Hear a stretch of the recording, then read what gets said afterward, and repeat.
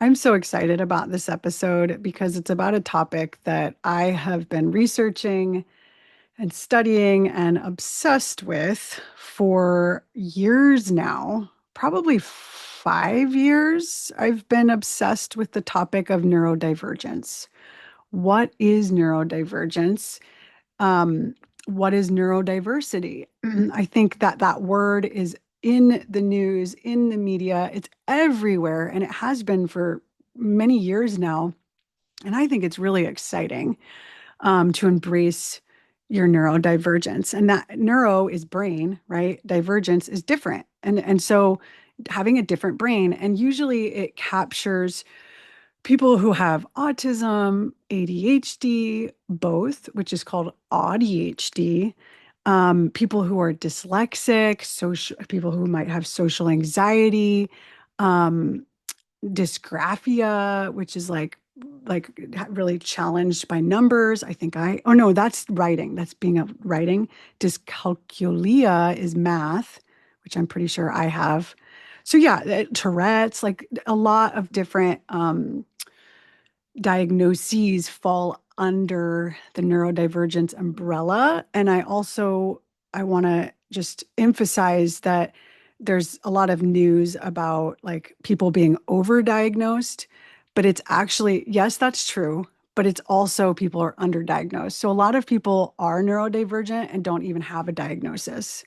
I have a diagnosis of ADHD. I'm one of those people, those women that was diagnosed during the pandemic and figured it out because there was no more structure. And I really flailed around and figured a lot of things out about my own brain and the challenges that I have, and everything clicked together. And I am talking way too much. So that's our introduction. I'm excited to hear about Jess's journey with neurodivergence. And this episode is like, how has it impacted our businesses? Okay, well, I did just Google this because when I was pretty young, I mean, I guess I was like 19, 20. I was in college. I was diagnosed with social anxiety disorder and social avoidance disorder. And it would be like, because I would see people I would know and I would hide from them all the time. This was pretty constant when I was young. And I just Googled, I'm like, are people that have social anxiety also considered neurodivergent? And it's like this is a complex and not fully understood area of life. I was like, oh, okay, well, it's probably something there though, right? Like, so I've known that about myself, and obviously I've thought, I probably, whenever I take a quiz, are you ADHD or are you this or are you that? It's usually like, yeah, probably you are. I have a lot of sensory disorders where like I can't wear things around my neck. I can't wear jewelry. If my sunglasses are too tight, I start throwing up. I have some issues that I know about. So anyway, how do these things affect me as a business owner? Well, it makes starting businesses really fun, but then it made like going to my first Teachers Pay Teachers conference was really scary. I had a really hard time going because I felt really weird. And so that's where it can kind of like when you're being told like I want to succeed. I'm putting my whole heart and soul into this. I'm going to do everything I can to be successful. And then I was being told at the time like, well, to be successful in Teachers Pay Teachers, you have to go to a Teachers Pay Teachers conference. So I was like, okay, I'm going to do it. I signed up. I drove down to the conference because it was about 10 hours from where I lived at the time, and I was super excited to go. And then I just hid in a bathroom when I got there. There was 1,000 people there, and I just felt really weird. I felt like I did not belong at all. Everybody was wearing like really fancy clothes, beautiful dresses, high heels, and I was terrified. And I hid my first session I had signed up for because you sign up for sessions when you go to these conferences. And I literally I was frozen. I hid in a bathroom. And I don't think people would believe that about me now because now people recognize me as the whimsical teacher. And that's kind of opposite of what social anxiety is. And maybe that's why I did pick a word like whimsical to describe myself. Maybe it was more something I wanted to be than something I was at the time, right? And so that's how like it does kind of affect your journey a little bit because one, you get really distracted easily, you chase too many rabbits. Like I've always had this problem where it doesn't matter if it's products to make or business ideas. There's like 50 white rabbits running around in my head all the time. And I try to catch all the rabbits. And my dad said to me once, he was like, "You're chasing too many rabbits. It's like you're chasing all these rabbits. You could only catch one of them. You can only catch one rabbit." And I mean, that's why I think that we kind of revamped this podcast because we wanted to do a Patreon where we can get together and work and just chase one rabbit at a time because we're so likely to like chase all the rabbits because we get so excited and we're so passionate and we get so hyped up over things. And which sounds weird saying that, which what does that have to do with social anxiety disorder? Well, social anxiety disorder, you're like always thinking that people are like, you go into a room of people and you're thinking that everyone's talking about you after you leave, and you can't stop thinking about that. So it does make it really difficult to put yourself out there and put your ideas out there because you're constantly thinking that everyone's talking about me. Where in reality, maybe they talk about you for a minute or two, but then they go on that people are selfish and they just think about themselves. But when you have social anxiety disorder, you think everyone's thinking about you all the time. Everyone's thinking about you constantly, and they just can't get you off their mind, which is it is a very selfish point of view. But that's in your head constantly. Like, oh, I was just in this room full of people. I was going to teach them something or talk to them about my business. Like, that's one thing that has impeded my growth is like, I never want to talk about my business around people. I'm just like, "Ugh, I feel weird about it. I feel icky because I feel like they're gonna like judge me and then keep talking about me." And so it is weird. That's how it's impacted my business. So I'm curious now, Amanda, how do you think it has impacted your business? Well, thanks for throwing it back to me. I think it's really interesting that you're diagnosed with social anxiety disorder at such a young age. And actually, as you were talking, I was kind of like looking up some things about it. Like, is social anxiety disorder considered neurodivergent? Oops, that was your timer. You finished early. Um, See, we need timers. Like, that's one. So before I was diagnosed with ADHD, I had no clue, like, and I feel like I felt a lot of shame about just constantly starting something and not finishing it, basically. Like you were saying, chasing too many rabbits, but also shame about working too much, like hyper focus, right? But back to social anxiety. So I think it definitely is neurodivergence. And I actually have neurodivergentinsights.com. I've told you about this website before, and it's run by a doctor, a clinician. Her name is Dr. Neff, and she's amazing. She has a podcast too called Divergent Conversations with another clinician, and she's autistic and ADHD. And I think she might have been misdiagnosed before figuring all of these things out. And I was diagnosed with generalized anxiety, but also ADHD a few years ago. And she has actually a blog post about like social anxiety versus autism and like the overlaps between the two. And I've been learning so much about autism because I think it's like 40 to 50% of people who have ADHD are also autistic. And autistic is all about like social anxiety. And I'm the same way. Like, and when you were describing your experiences at conferences and just worrying about everyone and what they think of you, and feeling like you're constantly being judged, that sounds like RSD, rejection sensitivity dysphoria, right? Which is also associated with with ADHD, but also kind of borderline personality.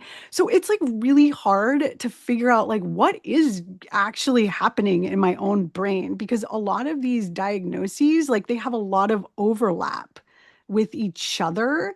And what's great about Neurodivergent Insights is that she creates all of these really cool graphics. They're Venn diagrams. So, like the one I'm looking at right now, it has social anxiety on one side, one circle, and then autism on another circle, and then like what are the overlaps? And she makes all of these, it's really cool. She also has an Instagram account. But, anyways, can you tell I'm excited about this? So, the ways that this has impacted my business, like I think that it's impacted it positively and negatively. Like it's helped and harmed my business. I think it's helped in that, like, I think the reason I even started my business is because I'm neurodivergent. I get really excited about like learning new things, sharing my interests. Just, there's this monologuing. Have you ever heard of that? That neurodivergent people just like, especially women, talk on and on and on and on and on about whatever they're interested in. Like, and that's why I started my podcast because I love talking, right? So like all of these strengths of being super passionate, like diving into a topic I'm interested in and researching everything I can find about it. And this like creativity that's constantly there, like all these ideas, like while I'm teaching, I'm like, oh my gosh, I need to make this new thing because it would be so awesome for my students. And then I could sell it. And so all of that has been really helpful. But what's been harmful is like boundaries, like I don't know when to stop working because to me working is fun. Like sometimes my husband will be like, you should go do something fun. And I'm like, okay, I'm gonna go write my blog post. And he's like, that doesn't sound fun. And so like I need to be able to like relax. And that's hard for me to relax. It's very, very hard. And also it's hard when I start something and then I like lose interest over time. And sometimes I feel like that might have been what happened with Wacky Teacherpreneurs, our podcast. Like we were really excited about it, super motivated. And then it just kind of like, as time went on, we sort of stopped. So, like being consistent, getting organized. Yeah. I mean, I could say so much more about the challenges of being neurodivergent, but I'll stop there. What do you have to say about all of that, Jess? Yeah, I like how you brought up not only challenges, but strengths, right? And that's what I think is important to focus on is that, the levels of creativity are like out of this world sometimes. And like recognizing that that could be a part of being neurodivergent is having these sparks of creativity that other people don't have. And I know you were just bringing up some statistics, right? And I brought up some too about how it was like, oh, people with ADHD are 300% more likely to start a business, to try something new, right? To try something new, start a business, use their creativity to try to make money. I mean, it is a good thing. Like I wonder if if we didn't have anyone with neurodivergent tendencies or things that I wonder what it would be like. I mean, would we even have anything at all? Like, would we have an Apple iPhone? Probably not. Well, where Like, did you would we get that? have these things? Where'd you get that statistic? Where did that come from? That's really interesting. 300% more likely than like a neurotypical person. Because that Yeah, made it me would. think of something else that is harmful when it comes to being neurodivergent. Well, I lost the page, of course, but it was an art. There's all these cool articles on LinkedIn. Mm. And they're really, I'm trying to find like where So I it saw was that from LinkedIn. Um, LinkedIn. so what I was thinking too was um, impulsive, being impulsive and sort of thinking that things are going to be a lot easier than they are. So that's another thing, like you like time blindness and like having these ideas of like this will be easy, like just being super kind of like uh I don't know, overexcited and like too impulsive and not really thinking through all the consequences of a decision.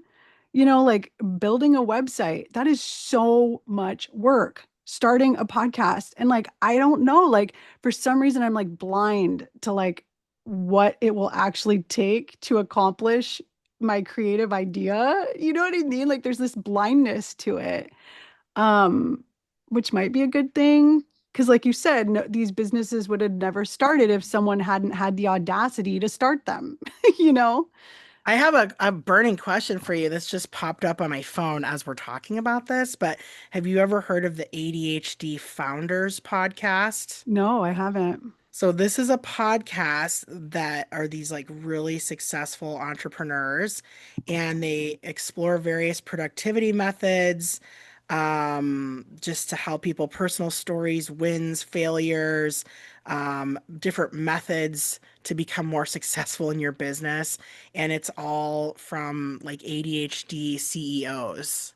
Cool. I Yeah. need to follow that. I'm Yeah. going, we'll put a link to this in Yeah. the show I was notes. wondering if you ever heard of it, as I know you listen to a lot of these, and it sounds Never like heard of it. really, really, really cool. It's like guaranteed laughs, sometimes chaos, and occasional missed episode recordings.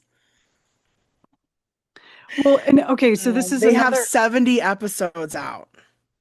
70. Cool. I will definitely check that out. And like right now, I'm thinking, oh my gosh, we have so many websites to link in this episode. Like, I need to write these down right now, or I'm gonna forget because I have forgetful, like I get, I'm super forgetful too. Um, so yeah, thanks for sharing that. And I think our next episode, we're going to continue to talk about this topic. And I have some other sort of interesting statistics about neurodivergence and people owning businesses. Should I share that now or in the next one? I Let's don't do know. it in the next episode because I think that we're about out of time. Yes. And so well, I think the next one we're going to talk about ways that we can help neurodivergent teacherpreneurs, like things that have helped us, right? To Yes. overcome these challenges. Yes. Okay, let's end now. Namaste. Okay, see you next time. Bye. Namaste. Who